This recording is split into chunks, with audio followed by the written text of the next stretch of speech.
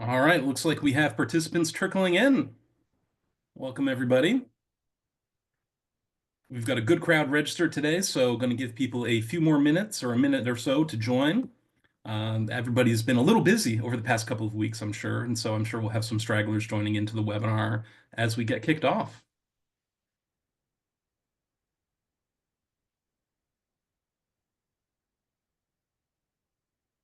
In the meantime, while we wait another second for people to join in, I always enjoy just the nice relaxing view of the solar panels in the CEA slides. It's so hard to find good stock images of renewable to energy technologies. Energy storage is the trickiest one. Whenever you get a good stock image of energy storage, it's always a bunch of car batteries put into parallel. It never works. So if you're out there in the marketing world, get some good stock images of the storage business, please, for us. Let's kick things off. I know we have a lot of people on this call and a lot of interest in what's been happening and our view on the red sweep. This webinar is about the outlook for 2025 and beyond for U.S. Battery energy storage and PV policies. Following up on the red sweep election results, if you have been on Mars, we've had the election here in the United States, and obviously there's going to be some big implications for that. The star of the show today will be Christian Roseland. He's our policy guru here at Clean Energy Associates. My name is Dan Finfoley. I'm the Director of Energy Storage with the Market Intelligence team. For those who may not be familiar with the Clean Energy Associates Group, we offer full end-to-end supply chain solutions on the PV, energy storage, hydrogen supply chain, everything from supply chain management, engineering, field testing, quality assurance, all the way through to ESG and traceability. Christian and I are on the market intelligence team, where we dig in deep to supplier technology, market analysis, insights, looking at policy, the effects on costs, and everything soup to nuts that you need to know about the solar, battery storage, and hydrogen industries. So our goal here is to inform everybody about what's been going on in the market, and obviously there's been a lot to talk about. So we will dive into it quite quickly here. A quick note, we do have a lot of attendees that are joining us from Europe, APAC, and some other regions. So we will be providing a quick overview of the election results, a little bit of background on sort of what the checks and balances in the US are, as that's really critical to understanding how the election results are going to impact policy in terms of what is the art of the possible as we move forward. So for those of you who, like Christian or myself, are big US policy nuts, you might hear a few things you know at the first 3 minutes, but then we'll really dig into the various scenarios that we see, what the policy outcomes are going to look like, and how that's actually going to affect supply and demand. So with that, Christian, if you can jump to the next slide, I will start with a quick view from the great Douglas Adams in terms of a quote that I want everybody to keep in mind as we get through the next part, the next hour here. Don't panic, which is, of course, written in big friendly letters at the beginning of The Hitchhiker's Guide to the Galaxy. I've written it here in big friendly letters at the beginning of this webinar because, just like in Hitchhiker's Guide to the Galaxy, as you jump into the unknown, it's important not to panic, and of course, very important to also have your towel. And so my goal for this webinar is to try to sneak in, when it's my sections, as many Douglas Adams quotes as possible in order to remind us all that we will get through this. And as he said at one point, I may not have gone where I intended to go, but I think I've ended up where I needed to be. And I think we will find that the solar energy storage and energy transition industry is going to follow that same pathway. So with that, the star of the show, as I mentioned today, is Christian Roseland, in charge of our policy work here at Clean Energy Associates. I will hand things over to him, but what else can you say about Christian except to say that all opinions are not equal. Some are a very great deal more robust, sophisticated, and well supported in logic and argument than others. And with that, this is the perfect transition. Christian, take it away. Let's walk everybody through what's happened here in the US and what the impacts are going to be. Thank you so much, Dan. So as he mentioned, if you have been on Mars, what we've had, and forgive us, but again, for those joining us from other regions outside the United States, we have had a red sweep, red being the color associated with the Republican Party, Donald Trump obviously winning the presidency. Also, the U.S. Senate has gone from control by Democrats and the independents allied with the Democrats to the Republican Party with a narrow 6-seat majority. Also, the U.S. House has remained in control by the Republican Party. Notably, there's still 3 undecided races, and it looks like the balance is about the same. We're likely to get, we have a 6-seat Republican majority now. We're likely to get a 7-seat Republican majority when this all washes out. And, you know, there's some figures here who are important in the House and the Senate as well. You got the smiling photo of John Thune there, who has been elected Senate Majority Leader, and we'll get into that in a little bit. And Mike Johnson, who is expected to return as the Speaker of the House, two very important positions. So a little bit about the U.S. political system. Again, for those who are not as familiar, and for those who are, please forgive me for going over Civics 101 here. But we have a separation of powers. We have three main branches of the U.S. government: the executive, which is headed by the president; the legislative branch, Congress; and then the judicial branch, the federal judiciary. Notably, all the power is not in any one of these three. And that's very important when we're talking about particularly Donald Trump, who has made a lot of promises about a lot of things that he would like to do, and I'm sure that he intends to do. Not all of these does he have the power to do on his own without the support of other branches. Notably, in his first term, some of his executive orders, which is one of the things the president can do, is to make executive orders, were shot down in the courts by the federal courts. Also, while there have been some promises to repeal the IRA, well, that is going to take the legislative branch if you want to do that. And the legislative branch may not be cooperative despite being controlled, or might not be fully cooperative, I should say, despite being controlled by his party, the Republican Party. And we'll get into that in a little bit as well. But the president doesn't make the laws. The president implements legislation and appoints the heads of the federal agencies that implement the legislation. The laws are made by Congress. So an important thing there to keep in mind. So when looking at that, what are our major concerns? And you'll pardon that some of this slide is blurred out, but there's some information that we are saving for our subscribing customers. But in terms of our main concerns, the main federal policy concerns from this red sweep, I would actually say we start at the top, which in this case is the bottom, which is potential erosion of the investment tax credit and the production tax credit, the two main federal incentives for solar, energy storage, also for wind and other renewables. Now, I say here erosion, and I don't say repeal. A repeal of the ITC and the PTC is possible, but we don't think it's likely. And I'll get into why in a couple of slides. You'll notice here that this requires that these changes to the law of the ITC and the PTC requires Congress to make those changes. Now, the president will approve, he signs legislation, so he can sign or veto changes to the ITC and the PTC. He can call for changes to the ITC and the PTC, but ultimately it's Congress that'll write any changes to those laws.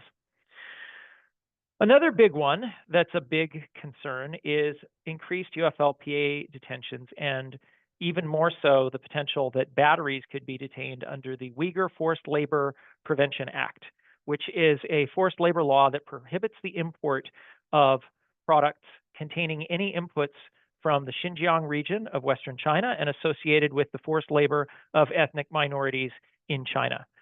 This has been used against solar pretty broadly. I'd say right now the impact is not as great, given that a lot of the big tier one suppliers in Southeast Asia have already pretty successfully navigated UFLPA. But there's a danger that there could be some changes to that on the solar side, and that this could come to batteries. Notably, Marco Rubio has been selected by Trump to serve as the next Secretary of State. That will require that he be approved by the Senate. We think it's fairly likely that he will be. But that's an area where even though the president appoints the head of these federal agencies, they still have to be approved by the Senate. Marco Rubio has been a big advocate of increased UFLPA enforcement, particularly wanting to target Chinese battery companies. So that's a big risk, and we'll get into that a little bit later. Another area is tariffs on Chinese products. And I put Section 301 there. There are multiple tariff authorities that are available to the president. However, Section 301 we think is the most likely to be used. It's already in place on Chinese products, and all it requires is the president to make some modifications, which could be done in 60 to 90 days. So that one is probably the one that could happen the fastest and is the most likely. But you notice there's or 100%. And that is because there is also the possibility that the Congress, now while the 60% would be entirely up to the president, The president could, frankly, turn these tariffs up to 100%, or Congress could decide to revoke the permanent normal trade relations status with China, which would increase these tariffs by up to 40%. So some concerns there as well. Also, there's a probability, we think it's likely, that there will be restrictions on the ability of Chinese companies to access the Section 45X credit, which is the main incentive for manufacturing in the United States, and the incentive that's spurring the massive, unprecedented build out of solar and battery factories in the United States. Now, a fair amount of those are being built by Chinese companies, or companies that, joint ventures that have a Chinese partner. We do think that it will be possible for most of those companies to successfully navigate the rules that will be put in place. That's why it's only a low to moderate market impact. And then, of course, finally, there's the potential that we could get regulatory interpretation of the IRA tax credits, not changes to the laws themselves, but changes to the regulations that implement those laws under the next administration. So I know that's a lot, a lot of different areas. We're going to dive into some of them. But first, I wanted to make a note about anti-dumping and countervailing duties. You notice that AD/CVD, as we call them, was not on the previous slide. There's a reason for that. The reason is we do not see any major impact from the red sweep, from the change in the composition of the Senate or the election of Donald Trump, on the current anti-dumping countervailing duty investigation against solar cells from Cambodia, Malaysia, Thailand, and Vietnam. And people might say, well, why? You have a new president. And, certainly the president appoints the Secretary of Commerce and the heads of all these federal agencies. Well, in the case of AD/CVD, this is done by the Department of Commerce. They conduct the investigation and they set the duty levels. And then it has to be signed off on, both at the beginning and the end, by the International Trade Commission. And the ITC is appointed by the president. However, once the president appoints the head of commerce and the heads of the ITC, that's where the control pretty much ends, right? And Commerce may set laws that govern how you do AD/CVD cases, but Commerce doesn't determine the outcomes of individual cases. Once the rules are put in place, Commerce implements these cases according to a very complex, very detailed set of rules. It's very much it's a quasi-judicial process. And so its big takeaway here is neither the Congress nor the president has a direct say in individual AD/CVD cases. So AD/CVD is a big concern for solar imports, right? And it's factored into some of our scenarios, as you'll see later, but it's not something that we see Congress or the president as having much of a direct role in. So let's jump over to Congress right now, the lower house of Congress, the U.S. House of Representatives. Why? And really what I'm doing here is I'm going to answer the question, why do we think it is that the ITC and the PTC won't just be repealed, right? Because we've heard Republican politicians say, oh, we're just going to get rid of the ITC and the PTC. We don't think that's likely to happen. Here's why. If you look at the current composition of the House, like I mentioned, it's 219 to 213 Republicans. It's pretty narrow. We still have 3 seats that are left to be decided. 2 of those are leaning in the Republican direction, 1 in the Democratic direction. So, we could end up with a 9 or a 9-seat majority or a 3-seat majority. Likely, we're going to see a 7-seat majority. That's just the party composition. You may recall that a few months ago, 18 Republican members of Congress wrote a letter to House Speaker Mike Johnson expressing their opposition to the revoking of the ITC and the PTC. And this is notable because when the Inflation Reduction Act changed the ITC and the PTC and extended them and put in the 45X credits, no Republicans voted for it. However, what these Republicans said in their letter was interesting. They said, well, we didn't vote for this, and we think this is flawed, but we have a lot of projects in our districts that are being built, and if you yank the ITC and the PTC, that's going to do damage to our districts and to business, so don't do it. Out of those 18, 13 have won re-election. You'll notice that's a larger number than the margin of Republican control in the Senate. There's a 14th that is still one of those 3 that has yet to be decided. So we're in a situation where, also keep in mind, these are the 13 to 14 that signed a letter. There are likely other Republicans in both houses that would prefer not to pull the ITC and the PTC because of the damage it will do to projects being developed in their districts and their districts overall economically, but that haven't gotten to the point of signing a letter. So because of that, looks pretty safe in the House. Then there's the Senate. Now, notably, one of those Republicans who did not return to the House, that's because he went to the Senate. So we have one vote there that is a vote against ITC, PTC repeal in the Senate. In the Senate, we have a 53-47 Republican majority, and the Republicans have just elected their majority leader, who is going to lead the party through this. He'll lead the party through the approval of Trump's or rejection of Trump's appointees, and he'll lead the party in legislation. This is John Thune. He's a senator from South Dakota, a state that gets more than half of its electricity from wind. Wind is big business in South Dakota, so is agriculture. By the way, the biggest source of goods exported to China are agricultural goods. A lot of that is soybeans. So there's significant farming interests in South Dakota that do not want to see a trade war with China and that will suffer under a trade war with China. Also, Thune in the past has defended tax benefits for renewable energy in a tax reform bill. Now, he's been generally critical of the Inflation Reduction Act, but there's a lot of provisions in the Inflation Reduction Act, and ITC and PTC extension are only one of them. So out of all the Republicans in the Senate, Thune is one of the bigger champions of renewable energy tax credits. So it suddenly becomes even less likely that the ITC and the PTC get yanked in the Senate with Thune there. And also, this is a check on some of Trump's tariff proposals. Now, Section 301, there's nothing the Senate has to say in that. The president can do that on his own. But if you want to do a broad 10% tariff, or if you want to remove permanent normal trade relations with China, that's going to take Congress, and that means the House and the Senate both have to approve. Senator Thune may not choose to do that, or may choose to do this. There may be some sort of compromise that's worked out. We'll see. We'll see how much the Senate ends up being, the Senate's decisions end up being the expression of Thune and the other senators, and how much they bend to what Trump would like to do. Going to be interesting. So just wanted to go over a little bit some of those tariff powers of the U.S. president. Section 301 is not his only option. But if you look at the other options, well, we know a lot about them because Trump used 3 out of the 4 here in his first term. He used Section 201, implied Section 201 tariffs on solar cells and modules. Incidentally, that's going to expire in February 2026, and it cannot be continued. It's frozen for 8 years. He's used Section 301, which is currently in place, 7.5% to 25% tariffs. Those are the ones we think are likely to go up to 60%. He used Section 232, that he used on steel and aluminum.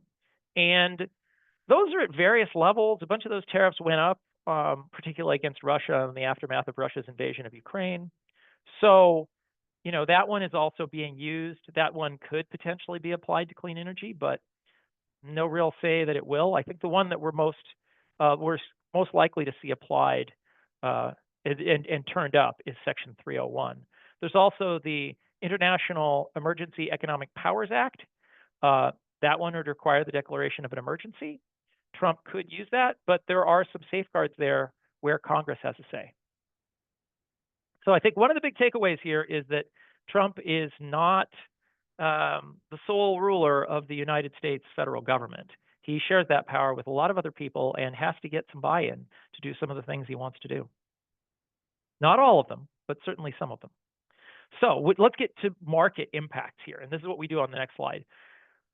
We've seen what happened in Trump's first term to solar imports. But you know what's interesting here is that there's 3 big changes that happened during the first Trump administration to imports. One of them has actually nothing to do with Trump's power. The first one was there was the planned phase out of the ITC. It was rescued at the last minute. But before that, a lot of product had been brought in because there was a lot of build out going on because people expected the ITC to phase out. And then it was at the last minute extended. So that first one, not really any impact from Trump there. The second one, we had the imposition of the Section 201 tariffs. That did take a hit to imports, particularly in the first quarter of 2018. But then imports ramped back up. And then when we got the bifacial module exemption, then they jumped up again. So overall, for solar imports, the first Trump term was not the end of the world. And if you look, there's actually more solar imports at the end of the first Trump term than there were at the beginning. And I think that's notable. Now, we also have the matter, that's just imports. For the United States, we are currently experiencing, as I noticed earlier, a very rapid build out of factories, particularly PV module factories. Coming online this next year, we will have more module factories in the United States than we're expecting to have demand. So if need be, the US market could be served fully by modules made in the United States. Now, we don't think that's likely. We don't think these module factories are going to run at 100% capacity, but there is that option. The concern more becomes on the cell side, because cell factories, there's fewer credible plans for cell factories. They're taking longer to come online. Notably, in this cell number here, which is the orange bar, we've also included thin film there, thin film having an integrated cell and not needing a cell. For ingot and wafer capacity, there's still a lot less. There's some that we're expecting to come online in late 2025, but generally speaking, that's still sort of the bottleneck here for supply. In terms of price, so on the left, you have the price forecast that we have for if Trump imposes 10% global tariffs. On the right, you have the price impact if he doesn't. You might notice that these two look pretty similar. That's because we don't see Trump tariffs. First off, the Section 301 is directed at China. The vast majority of PV modules coming to the United States are not coming from China. They're coming from Southeast Asia and some from India. Second, we have the 201 tariffs in place. Those go away at the end of in February 2026. We could get another global tariff, but adding 10% right now with what module prices are doing and with the margins, adding a 10% tariff is almost like a rounding error. It sort of gets lost in the noise of how messy module prices have been and the up and down swings. So we don't see a particularly big module price impact either. So that's what I have from the solar side. With that, I'd like to turn it back over to my colleague, Dan Finfoley. Dan? Thank you, Christian. I appreciate it. I'm going to ask you to go ahead and advance the slides. Oh, you're already on it. So coming at this from the energy storage side, we're looking at a relatively distinct situation. The reality of the stationary storage business right now is that a large amount of the capacity that is being installed in the United States is coming from China. Chinese suppliers are leading imports. They have a stranglehold over the market for lithium iron phosphate technologies, which is the primary chemistry being used in stationary storage applications right now. We do continue to see imports coming out of South Korea, a few other regions for alternative chemistries and other items. But as a nascent technology, there has been a bit of a reliance on China for stationary storage applications. And Chinese suppliers have responded to that quite directly by significantly ramping up the investment that they have in stationary storage. They're doing this through expanding their capacity for creating energy storage bespoke systems. These are distinct from batteries that they would be making for EV applications. Increasingly, those two assembly lines are now diverging, becoming bespoke for each individual application. As a result, what we saw is deliveries spiking dramatically with Q1 compared to Q2 2024. Overall, the top 10 China battery manufacturers doubled their deliveries of battery cells on a gigawatt-hour scale from Q1 to Q2 2024. Most suppliers increased their share by about 100%. Many of the smaller suppliers increased their share by 500 or 600%. This is in direct response to a couple of factors. First of all, the sticky demand for stationary storage, both domestically within China and abroad within the United States, the EU, the United States being one of the largest markets and possibly the largest in the world, and simultaneously a cooling in demand for EV applications. Many of these companies have been under a lot of pressure. There's been a price war on actual battery cells and DC blocks, the results of which are that on the market intelligence team, we have seen reports of pricing that has been, at near zero margin or even potentially negative margin, which means a lot of these vertically integrated companies are really throwing their weight around and, putting pressure on some of these smaller suppliers.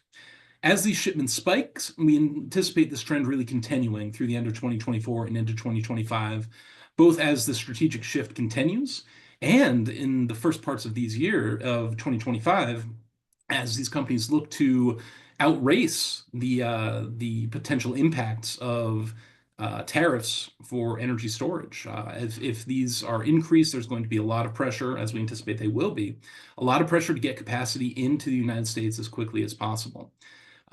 As we have that, these Chinese companies are going to be increasingly looking at this as a strategic focus, but there will be a lot of trickle-down effects from this. Can I have the next slide, please, Christian? The impacts of this on pricing are going to be really dramatic. And obviously, these pricing numbers that we have here are the first graphic here shows imported Chinese cells with an ex-China DC block, so something that's assembled in a non-China region. The second graph is the fully imported China DC block, and then the US manufactured DC block, where everything's being manufactured here in the United States, but potentially with some China cells being imported. So these are based on the scenarios that we see as in the art of the feasible, 25% tariffs, 60% tariffs, 100% tariffs. I'll remind everybody, of course, that reality is frequently inaccurate. So take all of those with a grain of salt. And I guess people joining the call late, these Douglas Adams quotes I'm dropping in are going to seem really out of context, but that'll be a little Easter egg for those of us who joined early. So under these various tariff regimes, we're looking at dramatic shifts in terms of pricing and competitiveness for the full DC block system out of China, assembled in the United States or in another region. The graphic that we have here assumes a 20-foot shell, 320 amp hour prismatic LFP cells, 4-hour capacity. So as we get iterative technological improvements, the magnitude of these prices may decline a little bit. And the full details are, of course, available with CEA's market intelligence reports. But the key takeaway here is that as you have these tariffs scaling up, if your procurement solution is more reliant on China, obviously your pricing is going to increase relatively dramatically. And I would say that the key tipping point here comes from this view of this possible 60% tariff, which we feel is really within the art of the feasible, and how that impacts an imported China DC block versus a block that's manufactured in the US with some imported cells. Which means that if we get up to a 60% tariff, making that block within the US is actually going to be less expensive than importing it as a full system out of China. That is a really critical tipping point, and one that we had not anticipated hitting with a 25% tariff, which was what was going to be ramped up originally based on the Biden administration announcements in May of this year, where they were going to ramp up the current relatively smaller tariffs up to 25%, which the industry had been reacting to there. Christian, anything I'm saying there that's off base in terms of that timing? No, those tariffs were planned to hit in 2026. However, Yep. yes, under Trump, the 60% to 100% tariff could hit sooner, sometime in 2025. Exactly. So the idea of those tariffs coming in 2026 was to allow the US battery energy storage market to adjust. You know, you have this 2026 deadline, gives the industry about 18 months to start building out capacity and figuring out how to meet that demand domestically. But of course, as the energy storage market liked to say, I love deadlines, I love the whooshing noise they make as they go past. And we haven't really seen the domestic capacity, even spurred on by the Inflation Reduction Act and the sort of the stick to the carrot approach of those proposed 25% tariffs that are here in the dark blue section of this graphic. You can see that they weren't quite making things competitive with China in that case. So Christian, if we can jump to the next slide. So how does this impact the actual availability and domestic supply within the United States? CEA tracks all lithium-ion battery manufacturing, and stationary storage within the United States is still very much the minority of total capacity for manufacturing. Among all announced projects, we're tracking about 79 gigawatt hours that have some sort of planned operational date by 2028. Right now, there's really effectively zero battery energy storage capacity online in the United States. Planned capacity, if everything came online, would jump up by more than 1,000% in 2025. But whether that is actually going to happen is, a significant factor. Energy storage, battery manufacturing is a complicated process, siting these locations and then even staffing them up. And, staffing up 30 or 40 gigawatt hours of manufacturing throughout a number of different states with a manufacturing worker base that is not familiar with the technology is going to take a lot of time. A great quote, time is an illusion, lunchtime doubly so. In this case, the energy storage industry is dealing with time, and time is sort of running out to meet this domestic content requirement. Among these projects that we see potentially coming online, the likely capacity, which is what we track as projects with significant funding, everything's sort of been secured, and we have a reasonable certainty that these projects are going to come online, is actually going to be lower than demand throughout the entire forecast period that we have out through 2028. And really, through 2027, we're only going to get up to a small fraction of what the overall stationary storage demand is going to be. So, with increased tariffs, with this new policy landscape, what does this mean for the domestic energy storage ecosystem? Well, there's a couple possibilities. The first one is that the energy storage manufacturing market is able to scale up. And that is going to be relatively tricky because, as I mentioned before, building a factory from scratch is a complicated process. A second option would be, given cooling EV demand, repurposing some of these EV battery cell production lines that we have in the United States to stationary storage lines. Generally speaking, you'd want those to be LFP, but even converting an NMC facility to LFP would be pretty useful in terms of meeting demand under a 60% tariff scenario. The pricing may in fact shake out that building them here in the United States can compete given a 100% tariff. Another option is that, we have to kind of eat these tariffs and figure out how to meet this gap while still importing from our major trading partner for batteries, China, or hope that South Korea or other regions can ramp up demand as well. There's a lot of ways that this can shift over time. A increase in prices is potentially going to cool down ESS demand, meaning that that top bar could be coming down on the order of 10, 20, maybe 25% if prices spike under these various regimes. So there is possibility that this graph actually looks very different, that we could have repurposed stationary storage lines out of EV lines, that we have accelerated manufacturing coming online, or that demand simply cools and the gap becomes more of something that exists on paper. So one more quote I will say is, don't believe everything you read on the net, except this, well, including this, I suppose, because we really don't know what is going to happen with these various scenarios. So with that, Christian, I'll jump to the next slide, please, as we dig into those different scenarios. Here, I wanted to talk first about the UFLPA enforcement scenarios under a Trump presidency. These are really critical because there are a lot of different ways that the Forced Labor Prevention Act can actually impact the various supply chains, both for solar and for energy storage. The potential is there for this policy to really be weaponized, and Christian's team developed a number of scenarios for what that would look like, and then the solar and storage teams as well sort of have looked at how that would potentially impact demand and deployments over time. So summarizing this quickly, we've come up with three primary scenarios. The first one is a crackdown scenario, which is very anti-China, very anti-clean energy transition, and these sort of human rights policies are going to be weaponized in order to further an ideological crackdown on these various topics. The result will be that we would see major Chinese-owned suppliers experiencing new detentions, new exclusions, or extended exclusions, in that only products that actually have non-China supply are able to secure release. So the crackdown that we're seeing in the solar industry for this would be Chinese ingot and wafer makers that source things from the Xinjiang region. So a couple of companies are listed down there at the bottom. This would be a pretty severe scenario where we have this UFLPA tool being weaponized and causing a big crackdown on what's able to enter the country.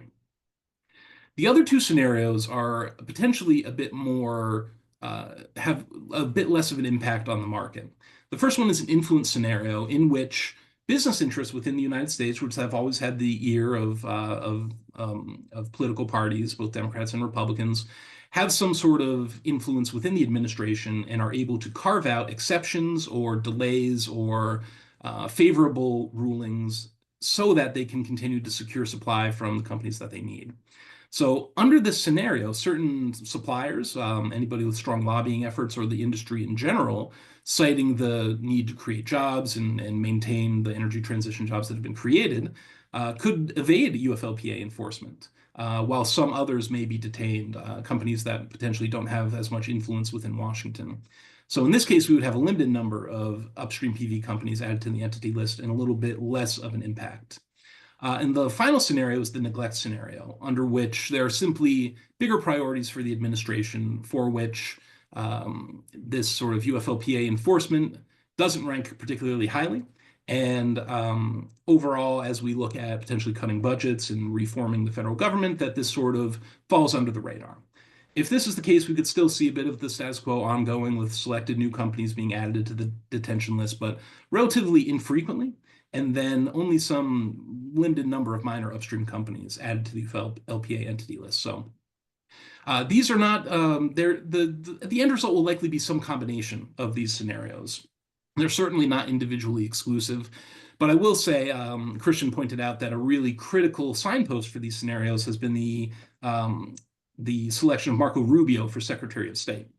He has been very vocal about the need for increased action on trade and elements like this. And so his position as Secretary of State could indicate that more of a crackdown scenario is potentially in the future for solar and energy storage. So if we jump to the next slide and look at the impacts of solar, we could see a real capacity crunch in 2025 and 2026.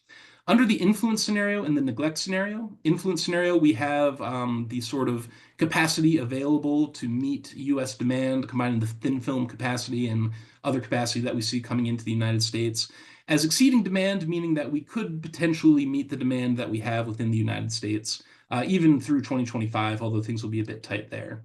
And under the neglect scenario, we would have, the UFLPA neglected in favor of other priorities, more imports, less scrutiny, and we don't really see much of a supply constraint at all. Under the crackdown scenario, which is looking increasingly likely with the selection of Marco Rubio, we could start seeing a significant bottleneck. There are some mitigating factors here, though, in terms of that gap that you see in 2025 and 2026. The gap that we have in 2025 is potentially going to be made up by supply that is already within the United States. As they say, nothing travels faster than the speed of light, with the possible exception of bad news, which obeys its own special laws. So we already have solar companies anticipating this bad news with a lot of capacity here within the United States. Therefore, there could be enough here to meet that sort of 2025 demand. And then out through 2026, you could potentially fill this in with making up the gap with capacity under AD/CVD, but with a lot of these much more unpredictable tariffs. So we could see some impacts on pricing and some other elements there that are really going to complicate things.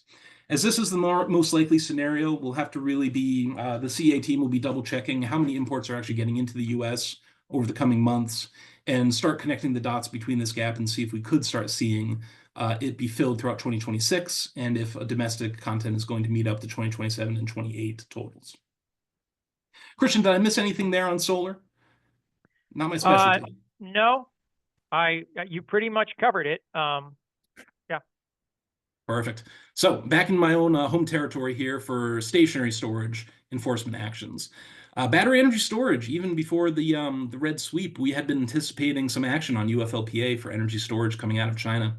There really hadn't been much action yet, but we started anticipating some seizures based on the sort of larger manufacturers from China, and then moving forward, potentially moving through in a similar pathway to what's happened with solar historically to some of the medium and smaller suppliers.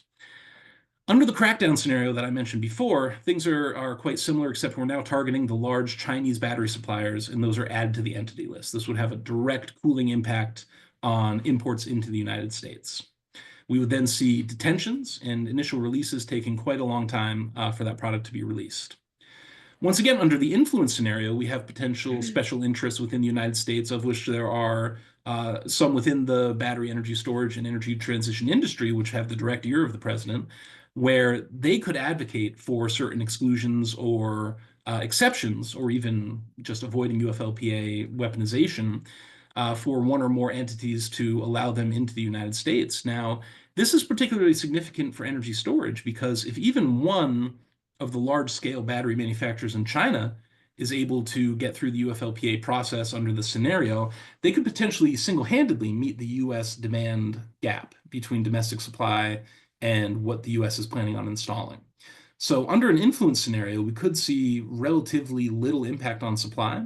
And similarly, under a neglect scenario, we have other priorities, and we just start seeing a limited number of minor upstream players added to the UFLPA list. So if we jump to the next slide, the impacts of that are really going to be similar for the influence and neglect scenario. Under the influence scenario, supply is able to be met by one or two major suppliers that are able to carve out preferential treatment or some sort of agreement or influence the policy in some way to get a favorable outcome, which looks pretty similar to the neglect scenario in this case. The crackdown scenario, however, is going to result in a really significant pushback on imports within the United States. For 2025 in particular, you can see that Chinese imports are almost wiped out as UFLPA really kicks in. Combined with tariffs and other elements here, you can see that under the scenario, we're not looking at many Chinese imports at all. And potentially other imports are going to have to start scaling up. That'll take some time, though, out to 26, 27, 28, before alternatives can really scale up dramatically. And there isn't a lot of time for domestic supply to start meeting this gap. So under this crackdown scenario, we could see a bit of cooling in terms of the amount of gigawatt hours that are installed in the United States. It's going to be a tricky time, and it's all going to come down to sort of what the priorities of the administration are in terms of whether they really look at UFLPA as a critical element, and then whether other interests are able to lobby and influence to get favorable outcomes for their particular industry or figure out some way of circumventing that. So under this crackdown scenario, things could get sticky pretty quickly. Once again, I'll remind people, don't panic because there are going to be industry responses to this, and the energy storage industry has weathered significant challenges in the past. So even under a crackdown scenario, we anticipate the storage industry, while a bit bruised, is going to continue moving forward quite rapidly. Great. And I'll jump in hit it here. right there.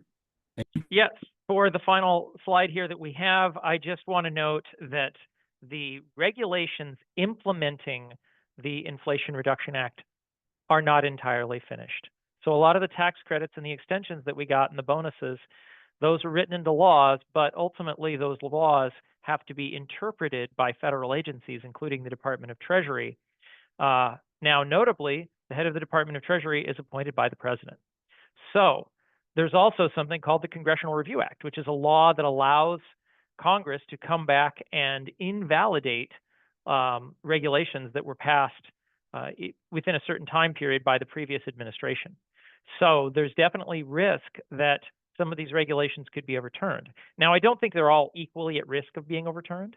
The Section 45X Manufacturing Production Tax Credit Final Rule, that one's just kind of boring. And frankly, there's nothing very controversial in it, and I don't see that one being overturned. But the domestic content bonus is not finalized, and due to the whole rulemaking process and what you have to do to go through the Administrative Procedures Act, it's not going to get finalized by the end of the Biden administration. So therefore, you have the Trump administration writing the final rules for domestic content bonus, and they could be different. And they could also be challenging to work with. As we've noted, the original regulations that were written under the Biden administration for domestic content bonus, anybody remember N2338, they were pretty hard to work with. So just a warning here that not all the rules are finalized, and this is something that is under the purview of the executive branch. So with that, I'm going to stop the share, and we can move straight into the questions. Great. We've got a lot of questions coming in here, so I will sort of start throwing these to you, Christian, as a lot of the time I will refuse to answer the question on the grounds that I don't know the answer, but you're the policy guy, so we'll be able to get that going. Also, please keep typing your questions into the chat, and if you do have a total on how many Douglas Adams quotes I have used, I will be giving you a call out in my next webinar if you were able to track them all correctly. First one that we have, Christian, is around a broad strategy about Chinese manufacturers shifting production. Will there be an opportunity for Chinese manufacturers to basically shift their factories into other areas within APAC or other regions in order to avoid some of the policies we're discussing? Well, if we're talking about the anti-dumping countervailing duties, absolutely yes. And in fact, that's already happening. We're already seeing a big shift to Indonesia, Laos, and other countries to avoid having to pay the duties under the anti-dumping countervailing duties. Notably, when we talk about Section 301, that is directed solely at China. So batteries are more of a concern there. We expect batteries to do the same thing that solar did under the previous AD/CVD, and for battery manufacturing to start moving to places like Southeast Asia, if these tariffs are high enough, because that's been the trend in the past. If you have any kind of country-specific tariff, applying that tariff or making that tariff higher or more difficult doesn't mean the manufacturing is going to come to the United States. It means the manufacturing will go to the next low-cost location where it is feasible and that has good conditions for manufacturing. So in that crackdown scenario, we saw the gap in solar manufacturing. If we start seeing more movement into these other regions, does that mean that making up that gap could potentially be a little less expensive for U.S. developers? Sure. And I want to note that gap that we showed you for the PV portion of the crackdown scenario, that includes the assumption that there will be duties under the anti-dumping. Well, frankly, there already are countervailing duties under the AD/CVD investigation, but those will stick through the final determinations. And therefore, that is the capacity that is available that is not subject to those duties. So that gap shrinks a lot with factories moving to other countries. It also shrinks more if there's an accelerated build out of manufacturing in the United States, which, again, that's not necessarily the direct result of duties, but there is a possibility that we could see some upside on the U.S. manufacturing build out. Good stuff. In that same vein, sort of trying to connect the dots on these questions as we have a lot of them here. This question asks, what if Trump takes a more aggressive promised angle on tariffs, starts imposing large ones on more than just China, and potentially impacting Southeast Asian solar imports as well in more than 10% or something like that? How is that going to start affecting the policy landscape that we're seeing? You know, that if that happens, then we end up with more movement. Look, that Southeast Asia is not the only place you can make solar. The Indian solar industry manufacturing is increasing rapidly, and a lot of that product is being sent to the United States, right? So increasingly, India is a source of modules to the United States. We also have a lot of aggressive PV manufacturing plants, more on the upstream side, more on polysilicon and ingot and wafer in the Middle East. So we could see a lot more modules coming out of the Middle East. You know, certainly in the short term, this would cause pain, and it would cause reduced supply from these nations and higher prices. But in the long run, this leads to the same pattern that we've seen. You squeeze the balloon and it pops out another place. And yeah, that's. I'm stealing that metaphor and using it for myself, Christian. Sorry. You're going to be hearing me use it for the next couple of years. Couple of questions here that I'd love to answer. A lot of this is covered within the market intelligence scope of work for our supply technology policy reports that we cover. Things like what's the potential fastest timeline for 301 tariffs? What percentage of total U.S. batteries are manufactured domestically versus imported? What are the price increases looking like for Chinese raw materials or an imported module? We can't get into all of those details. Those are available either as part of subscription to our reports, as part of our executive business reviews, and we are offering a Red Sweep EBR, a one-time direct executive briefing where you get myself, Christian, our solar and energy storage experts on the phone, answering all your questions directly with all of the data associated with it. So wish I could answer some more of these questions directly, but there are a lot here that I think we can cover. You know, if I can jump in, Tim Kaminsky Please. had a question here. And this is interesting about the fact that Republicans are going to need a lot of money to extend part of the Tax Cuts and Jobs Act and other spending priorities. That is true. And certainly a full repeal of the ITC-PTC is possible. We just don't think it's likely. And here's why. Is because if you sunset the ITC or the PTC after 25, 26, you still gain most of that. You can still show most of that revenue offset without impacting those projects that are currently underway. So that's a way to meet both the priorities of that portion of the Republican Party that doesn't want to screw up projects that are currently undergoing in their district and also raise that revenue. Additionally, I want to note that the ITC and the PTC are just not the only things in the IRA, right? There are the EV tax credits. Those are definitely on the table to be axed. There is the home energy rebate program. Republicans have definitely expressed a desire to eliminate that. There's the additional funding for the IRS. Consider that gone. So there's all these other places to axe that are not the ITC, PTC, that don't have this kind of consequence for projects underway and that don't cause that same kind of pain, to specifically the Republican politicians who represent those districts and their districts. Yep. And I will say that. Go ahead. Go ahead, Christian. I just go ahead, and then I'm going to get to these NAFTA questions.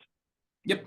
No, I was just going to say that, of course, there is always the possibility of just spending and continuing to spend. You know, the Republican Party is conventionally the party of the deficit hawks, but in reality and execution, especially during the first Trump presidency, that wasn't quite the case, with a lot of tax cuts and other things being not zeroed out and resulting in a massive increase in the budget deficit. So potentially you could be looking at just more of that. And yeah, Christian, if you found another great question, please dive in. Yeah, I just wanted to address one for my friend Brett Simon here. Hi, Brett. Hey, Brett. So he asked if IRA benefits for domestic manufacturing were weakened or taken away, what percentage of planned or in progress PV or battery factories would be canceled? Yeah, I think if we're talking here about the Section 45X, almost all of them. Mm-hmm. I mean, that would be absolute Gotterdammerung for this industry. This would be for U.S. domestic clean energy manufacturing. That being said, 45X, we really don't think that one is on the table. We feel like that's even safer than the ITC and the PTC. Mm-hmm. And so if you think about the logic here from the 18 members who sent that letter, it was don't cut the ITC and PTC. We have these projects going on in our districts, and we'll lose revenue. We'll lose tax revenues. We'll lose local employment. We'll lose all these benefits if you get rid of these projects. Maybe, and that also, by the way, leaves room for cut them later, just not now. When we talk about 45X, that's factories. That is steel on the ground. That is long-term employment. That is a lot more revenues and a lot more stable employment for those districts. That makes it much more durable. But, if you don't believe that, just keep in mind that when we had the Limit, Save, Grow Act from House Republicans, I want to say in 2023, they looked to cut the ITC and PTC, but not 45X. There's never really been I have yet to see a Republican legislative proposal that says eliminate 45X. So, yes. Yeah, that's just why we think that one is much less likely. Yeah. I'll use that, Christian, to transition into a couple of questions here, talking about sort of the possible versus the feasible, or the likely versus the potential. A couple of elements of people saying, there's obviously tremendous powers that the executive branch wants to stop a new administration from doing things like freezing interconnections on renewable energy, or wielding sort of unilateral power in various elements. And one question accuses us of a lack of imagination, which I've never been accused of before.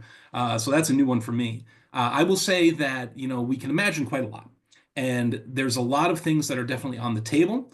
But Christian's job and our job here at CEA is to distill that down into what is actually likely to happen and provide you with a bit of a view on that. So I will say we are not simply reading the tea leaves. We're not throwing darts at the board. The sort of presentation that you've heard here is based on the analysis of stated positions, legislation that's been proposed before, the political realities of individual senators, congresspeople, and presidential elections, the investments within these various geographies, and the stated priorities of various political parties as well. Because of that, these are the scenarios that we feel are most likely. There's obviously a lot of things that are highly improbable, but as they say, there's no point in using the word impossible to describe things which have clearly already happened. So there are definitely opportunities for black swan style events from the policy perspective.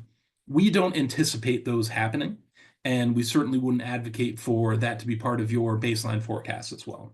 So I will say that within the hour that we've had today, we haven't been able to cover every single possibility, but hopefully we have covered every single plausibility for you. Yeah. And with that, also want to touch some of these questions here about tariff policies. Will NAFTA countries be excluded from tariff policies? Yeah, in some cases, yes. However, notably in Section 201, Canada has been excluded, but Mexico has not. So even within and by the way, now it's the USMCA, even within trade agreements like USMCA, there's still some wiggle room. So a lot of times when we talk about the applicability of these various policies and tariffs, sometimes they'll apply and sometimes they won't, and really have to be taking it by a case-by-case basis. Similarly, here we had PV's policies being the same as thin film policies.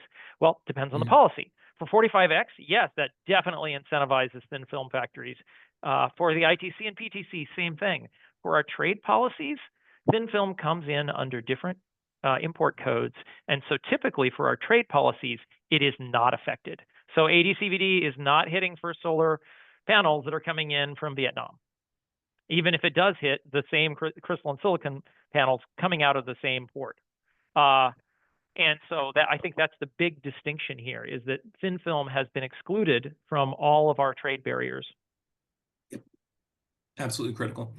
A question here, Christian, that I hear coming up a lot. I think I know the answer to this one. Is it possible for any of these tariffs to be applied retroactively? No. I mean, so AD/CVD does have some retroactive measures, but they're limited. For instance, under AD/CVD, and so no is sort of the short answer, but there is this one caveat here where in the anti-dumping countervailing duty cases, there is critical circumstances, which means that tariffs can be applied to goods coming in 90 days before the preliminary determination. So far, critical circumstances have been found for some companies in Vietnam and in Thailand, not for all of them. And so some of the products coming in are on the countervailing duty side are already subject to those duties. That could potentially happen on the anti-dumping side as well, but we haven't had that. We're not going to get that determination for another 6 days, so we won't know. But generally speaking, when we talk about 301, when we talk about 201, these are not retroactive tariffs. Great. Thank you so much for the questions, everybody. There's a lot that have come in. Tried to get most of them, but do feel free to reach out to us offline as well. We'd be happy to dig in and take this conversation online as well. I do want to grab one more here that I Yeah, really please, like Christian. here. The question of whether or not there's a greater chance for price increases from a domestically assembled modules with Chinese raw materials or imported modules from a non-AD/CVD country. That's a really good point. Tariffs are not just kind of a blunt tool, and they're not just an ineffective tool, frankly, for onshoring, but they also tend to have collateral damage. So yes, when we talk about these tariffs, including the Section 301 tariffs, we currently have Section 301 tariffs on a lot of things that are needed to make PV modules in the United States. And there still is some dependence in the PV module bill of materials on Chinese inputs. So yes, through these tariffs, and particularly if we raise the Section 301, we'll be seeing some higher prices for some of the inputs for PV modules. Now, the big input is the cell, right? So the cells are more likely to be affected by the AD/CVD and not by the Section 301, and that's simply because we're not bringing in a lot of cells from China, right? But glass is an area where Section 301 hits U.S. module manufacturers. And certainly, and so you get a point where if you raise tariffs enough on industries that require inputs from China, you actually end up benefiting other manufacturers in other nations. Yep. Fantastic. We're coming up on the end of time here, folks, so I'd like to thank everybody for attending. Once again, reach out with any additional questions. We'll try to follow up with the questions that we've gotten in chat. If you're curious about more information, we do have, of course, the Red Sweep Executive Business Review on offer from CEA. We can get that on your calendars as soon as possible so that you can start planning for the new year. In addition, feel free to reach out for the rest of CEA's market intelligence offerings or anything else in our supply chain services. But for the most part, I really wanted to just thank Christian. If you see Christian at an event over the next year, please buy him a drink, or maybe better yet, a coffee, because I don't think Christian has had a work day that's been under 12 hours for the past 3 weeks or so. Christian, the work that you put in making sense of this market is great for our team, but great for the industry as well. A rising tide lifts all ships, and you're really putting in the work here. So everybody, I see the claps coming in on Zoom. Everybody is sending the hearts and the banners. So yeah, real thanks to you and all the work that you're doing here. And thanks again to everybody for joining us. We'll be following up with the slides and the recording on the presentation. Reach out as we can keep this conversation going. And once again, as Douglas Adams said, don't panic. And I'll leave you with one final word from him, which is you live and learn. At any rate, you live.